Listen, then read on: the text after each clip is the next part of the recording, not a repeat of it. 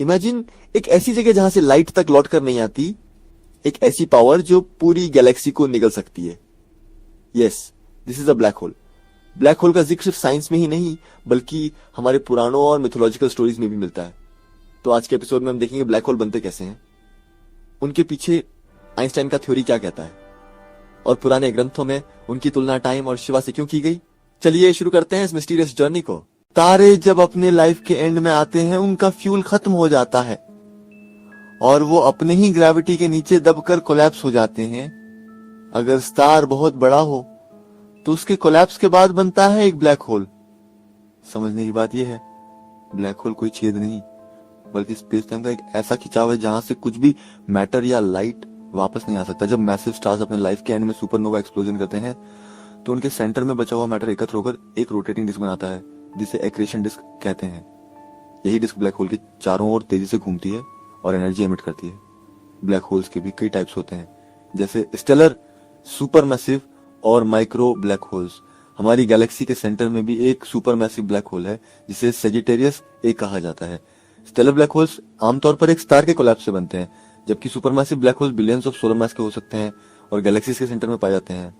Micro black holes का existence अभी proven नहीं हुआ है, लेकिन साइंटिस्ट मानते हैं कि ये यूनिवर्स की शुरुआत में बने हो सकते हैं। 1915 में अल्बर्ट आइंस्टाइन ने अपनी जनरल थ्योरी ऑफ रिलेटिविटी दी, जिसने दिखाया कि मास और ग्रेविटी स्पेस टाइम को बेंड करते हैं। ब्लैक होल इस कर्वेचर का एक्सट्रीम फॉर्म है, जहां स्पेस टाइम इतना ज्यादा बेंड हो जाता है कि हर पथ उसी के अंदर गिरता चला जाता है। इस बाउंड्री को कहते हैं इवेंट होराइजन, जहां से वापस आना इम्पॉसिबल है। आइंस्टाइन की थ्योरी के अनुसार जब कोई ऑब्जेक्ट बहुत हैवी होती है तो वह अपने आसपास के स्पेस टाइम को इतना बेंड कर देती है कि वहां से निकलना इम्पॉसिबल हो जाता है। इसी वजह से ब्लैक होल्स का ग्रेविटी इतना पावरफुल होता है। आइंस्टाइन के अनुसार स्पेस टाइम को एक स्ट्रेच्ड फैब्रिक की तरह समझा जा सकता है। जब कोई हैवी ऑब्जेक्ट जैसे प्लैनेट या स्टार इस फैब्रिक पर रखा जाता है तो वह उसमें डिप्रेशन बना देता है। इसी डिप्रेशन को हम ग्रेविटी के रूप में एक्सपीरियंस करते हैं। ब्लैक होल के पास टाइम भी स्लो हो जाता है, इसे ग्रेविटेशनल टाइम डायलेशन कहते हैं। यानी ब्लैक होल के पास 1 मिनट दूर बैठे पर्सन के लिए कई आवर्स या ईयर्स के बराबर हो सकता है। ब्लैक होल का आउटर पार्ट इवेंट होराइजन कहलाता है। इसके अंदर जाने के बाद कोई भी चीज, इवन लाइट, वापस नहीं आ सकता। और इसके सेंटर में होती है सिंगुलैरिटी, जहां फिजिक्स के सारे रूल्स ब्रेक हो जाते हैं। सिर्फ साइंस ही नहीं, हमारे पुराने टेक्स्ट और रिलीजियस बुक्स में भी कुछ ऐसी ही पावर्स का डिस्क्रिप्शन है। हिंदुइज्म में इसकी तुलना काल से की गई है, जो एवरीथिंग सॉलो कर जाता है। शैव ट्रेडिशंस में कैलाश के आसपास के योगीज ब्लैक होल को शिवा के तांडव का फॉर्म मानते हैं। बुद्धिज्म में भी शून्यता और जीरो का कॉन्सेप्ट मिलता है, जो ब्लैक होल से सिमिलर है। इज इट अ कोइंसिडेंस और समथिंग एल्स?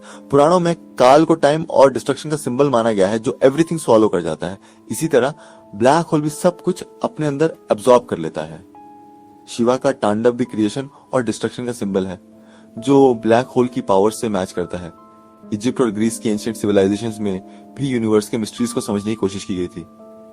इजिप्ट के टेक्स्ट में दुआत नामक डार्क रीजन का डिस्क्रिप्शन है, जबकि ग्रीक मिथोलॉजी में टार्टरस को एक डीप मिस्टीरियस पिट के रूप में देखा गया है, जहां से कोई वापस नहीं आ सकता।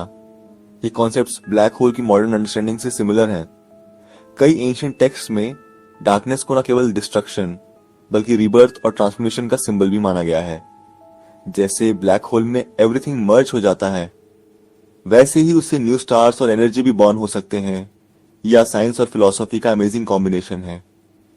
दुनिया की ऑलमोस्ट हर सिविलाइजेशन ने यूनिवर्स की मिस्ट्रीज को अंडरस्टैंड करने की कोशिश की है, चाहे वह वेदास की शून्यता हो या चाइना की यिन यांग की कॉन्सेप्ट। ब्लैक होल्स इन सभी आइडियाज का मॉडर्न साइंटिफिक फॉर्म है, जो हमें हमारे पास्ट और फ्यूचर से कनेक्ट करते हैं। आज के टाइम में साइंटिस्ट ने कई ब्लैक होल्स को ऑब्जर्व किया है। अब हमारे पास इवेंट होराइजन टेलीस्कोप, लाइगो और वायरगो जैसी मॉडर्न टेक्नोलॉजीज हैं, जिनसे हम ब्लैक होल्स की इमेज और उनकी एक्टिविटीज को देख सकते हैं।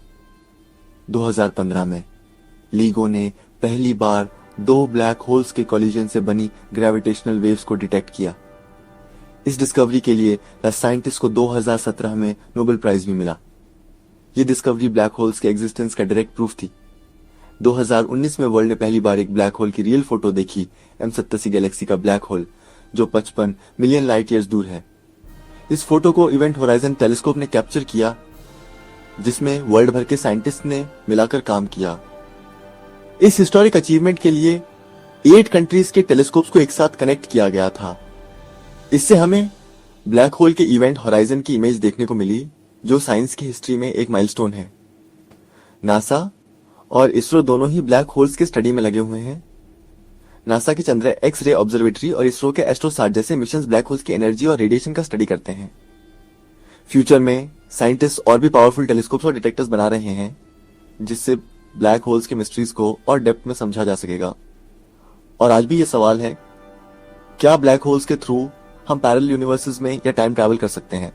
कुछ साइंटिस्ट मानते हैं कि ब्लैक होल्स वर्म होल्स का रास्ता हो सकते हैं, जिससे टाइम और स्पेस में ट्रैवल पॉसिबल हो सकती है, लेकिन यह अभी भी एक मिस्ट्री है। ब्लैक होल्स की डिस्कवरी में साइंटिस्ट ने ग्रेविटेशनल वेव्स और इवेंट होराइजन टेलीस्कोप जैसी टेक्नोलॉजीज का यूज किया है। इनसे हमें ब्लैक होल्स की इमेज और उनके बिहेवियर को समझने में हेल्प मिली है। आज भी वर्ल्ड भर की लैब्स और ऑब्जर्वेटरीज ब्लैक होल्स के मिस्ट्रीज को सॉल्व करने में बिजी हैं। ब्लैक होल्स हमें दिखाते हैं कि हमारी अंडरस्टैंडिंग अभी कितनी लिमिटेड है। एक तरफ ये डिस्ट्रक्शन के सिंबल है, तो दूसरी तरफ शायद न्यू क्रिएशन के दूर्स भी। What do you think? Black hole सिर्फ साइंस का एक मिस्ट्री है या यह सच में ओल्ड टेक्स्ट के काला का फॉर्म है? कमेंट्स में अपनी थॉट्स जरूर बताएं। और अगर आपको ऐसी ही मिस्टीरियस बातें पसंद हैं तो चैनल हिस्ट्री लूप को सब्सक्राइब करना न भूलें। See you in the next episode. Black holes हमें यह भी सिखाते हैं कि यूनिवर्स में हर मिस्ट्री का कोई ना कोई मीनिंग छुपा है। शायद ये हमें ये बताने आए हैं कि every and is a new beginning. क्या हम कभी इन मिस्ट्रीज को कंप्लीटली अंडरस्टैंड कर पाएंगे, या ये हमेशा हमारी इमेजिनेशन से बियॉन्ड रहेंगे? ब्लैक होल्स हमें हम्बल बनाते हैं और ये रियलाइज कराते हैं कि नॉलेज की कोई लिमिट नहीं। आइए हम सब मिलकर इस यूनिवर्स के मिस्ट्रीज को जानने की कोशिश जारी रखें, because every question hides a new universe. Black holes के मिस्ट्रीज हमें ये सिखाते हैं कि यूनिवर्स में काउंटलेस क्वेश्चंस और पॉसिबिलिटीज छुपी हैं। हर डिस्कवरी, हर क्वेश्चन हमें और डेप्थ में ले जाता है। क्या हम कभी इन सभी मिस्ट्रीज को सॉल्व कर पाएंगे? मे बी नॉट, बट ये क्यूरियोसिटी हमें आगे बढ़ाती है। अगर आपको ये वीडियो पसंद आया हो तो लाइक और सब्सक्राइब जरूर करें। अपने थॉट्स और क्वेश्चंस कमेंट्स में लिखें। नेक्स्ट टाइम किस टॉपिक पर वीडियो देखना चाहेंगे। थैंक यू और मिलते हैं अगले मिस्ट्रीज जर्नी में।